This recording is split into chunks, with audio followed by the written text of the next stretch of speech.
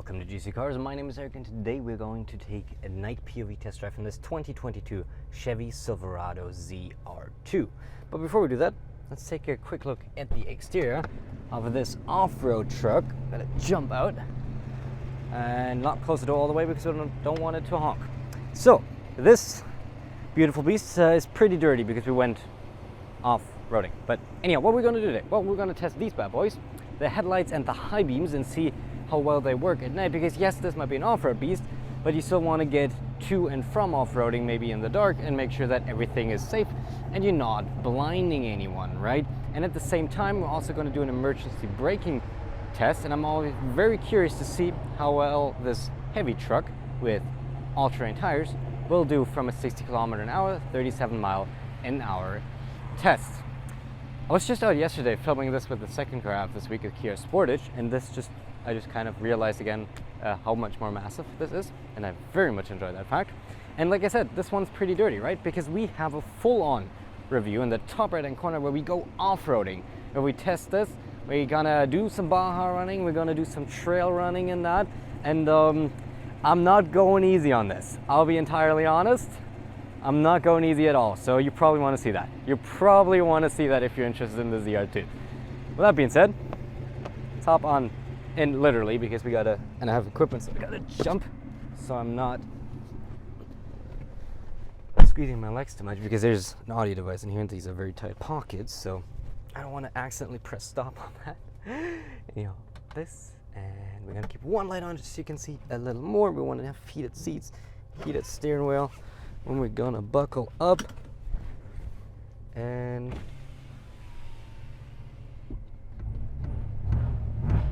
whew, the sports exhaust, the "my neighbors will freaking hate me" exhaust, but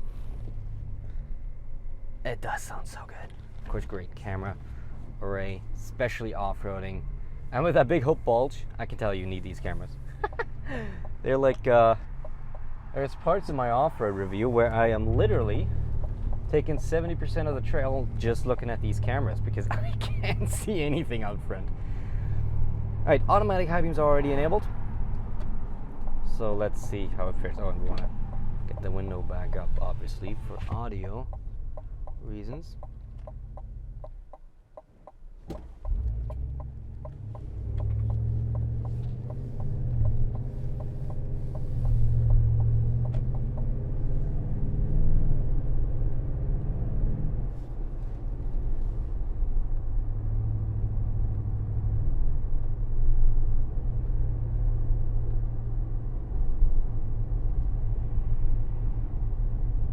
Gain a little distance to the car up in front, just so we give the truck a chance to actually use the automatic high beams. Let's see when they pop in.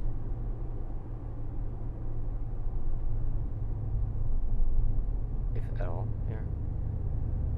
Wasn't enough distance, okay. We'll do a little more, that's fine. No one's behind us.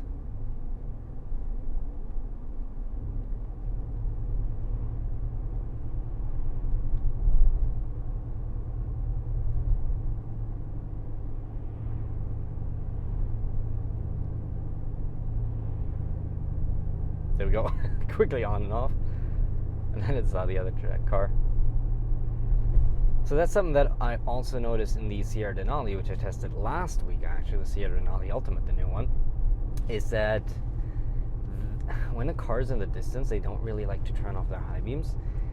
They might be aimed in a way that it's not much of an issue, but generally my rule of thumb is when I'm manually controlling the high beams is as soon as a car is up ahead, the high beams get turned off, because I don't even want to have the chance of blinding them. So this is a little more liberal in its use of the high beams, I guess, but whatever. We'll see how quickly it turns on here when we turn right.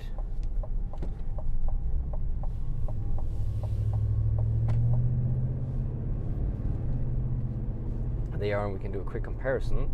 So high beams, no high beams, high beams, no high beams, high beams, no high beams, high beams. They do a good job, and let's speed up to 60 km/h, 37 mph for our braking test. We're on flat ground, slow, and So it was struggling for traction there. That's my dash cam activating due to the G-forces. Yeah, I was struggling in the beginning to get that initial grip, but once it had the grip, it had some really decent braking power. But of course, heavyweight, all-terrain tires, this is quite compromised in terms of its braking ability. You just got to figure that in. You just got to calculate that in when you're driving and leave a little bit more space up ahead. Although most people I see don't even bother, even if. So why am I even saying that? They're gonna creep up your truck's butt and stay there half a second away. I almost got rear-ended by an Escalade yesterday, just while we're on that topic. But because I was monitoring my rear mirror, I was able to like release the brakes just in time and get close to the car and head to stop that. So guys, keep your distance.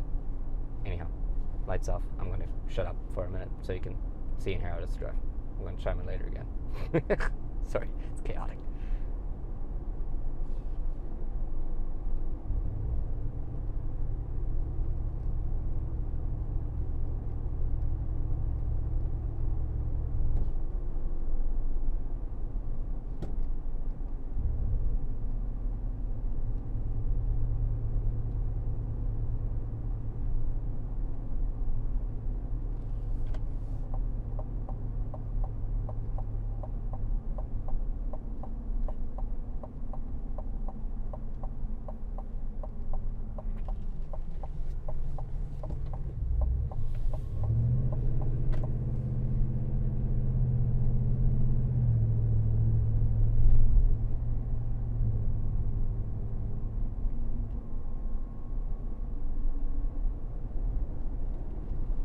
Staying a little more centered here because there's no car up ahead, and just in case something's in the bushes.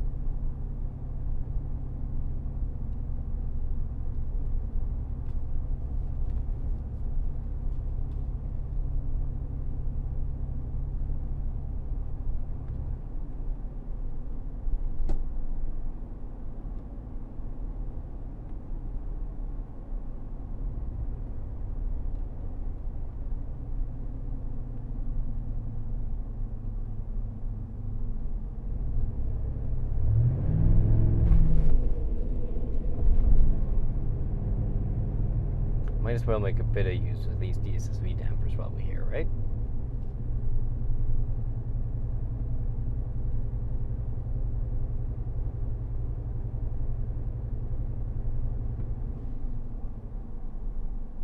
That was a quick reaction to the car up ahead.